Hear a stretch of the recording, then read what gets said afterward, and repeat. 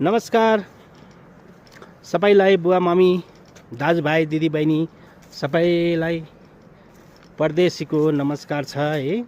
वास्तविक कुरामा हिजो कति सङ्कष्ट गर्नुभयो मेरो बुवा मम्मीले, कति सङ्कष्ट गरेर हामीलाई हुर्काउनु भयो, बढाउनु भयो। त्यो बेलामा निमे गरेर त खाइन्थ्यो है। हाम्रा यत्रा बच्चा कसरी हुर्काउनु भयो होला मेरो बाबा मेरो आमाले।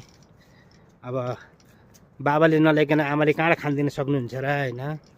बाबाले कहाँ गएर कसरी ल्याउनुहुन्छ, न ढुङ्गा बोकेर ल्याउनुहुन्छ न माटो बोकेर ल्याउनुहुन्छ। त्यस्तो दुःख गरेर हामीलाई आज यत्रा बनाउनु भयो। सबै कुरा राम्रै छ, राम्रै पुगेको थियो। अब आज किस्मतले यहाँसम्म पुर्याएको छ कि आज सबैले माया गरिदिनु भएको छ, यहाँसम्म आइपुगेको छौँ। आज मेरो आमा भइदिया भए कति खुसी हुनुहुन्थ्यो होला, बाबा आमा साथमा देख्न पाए भए मलाई कति खुसी हुन्थ्यो होला। आज मेरो दुःख गरेर भए पनि म अलिकति सम्झौँ कि 100मा 20% जति त कामयाब, यसो पेटभरि खानलाई त हुने भइसकेका छौँ। अब यति बेला मेरो बाबा आमासँगै भइदिया भए कति मन बुझ्थ्यो होला। के गर्ने, अब समय र स्थितिले यस्तै गर्नेछ। जिन्दगी मेरो बाबाको आँखामा आँसु नआओस् भनी सोच्छ। कसरी हुन्छ खुसी हुनु, खुसी कसरी बनाउने हो भनी त्यतिपट्टि चाहिँ सोच्छ। मलाई मेरो बाबा खुसी भएदेखि मैले संसार त्यसैमा जित्छु। केही छैन, म अब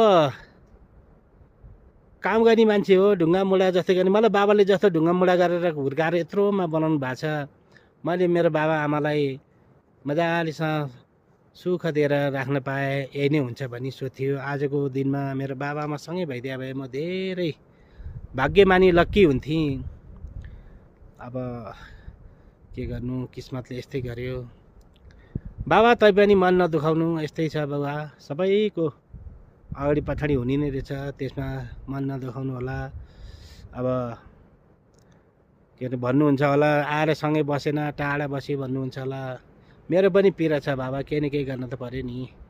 अब बल छँदै उहाँ आएर बसेर 2-4 पैसा कमा नभए कसले हेर्छ र पछि होइन।